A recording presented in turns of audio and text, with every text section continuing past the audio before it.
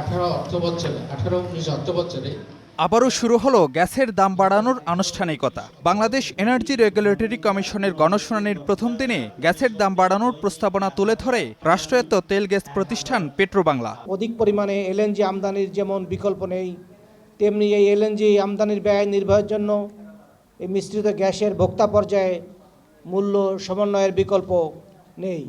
শুনানিতে গ্যাসের সঞ্চালন চার্জ প্রতি ঘনমিটারের জন্য ৪২ পয়সা থেকে বাড়িয়ে ৫৬ পয়সা করার আবেদন জানায় জিটিসিএল। তবে এর যৌক্তিকতা পায়নি বিইআরসির কারিগরি মূল্যায়ন কমিটি। জিটিসিএল এর বিদ্যমান চার্জ অপরিবর্তিত রাখা যেতে পারে। গণশুনানিতে গ্যাসের দাম বাড়ানোর তীব্র বিরোধিতা করেন বিশেষজ্ঞ ও অংশীজনরা। আইনে বলা আছে, একেবারে স্পেসিফিক্যালি বলা আছে যে কমিশন কর্তৃক নির্ধারিত ট্যারিফ কোনো অর্থ বছরে একবারের বেশি পরিবর্তন করা যাবে না। আপনার আবেদনের মধ্যে বলতে হবে যে কোন প্যারায় আছে যে আপনি এই 3 মাসের মধ্যে আপনার আসার দরকার হলো।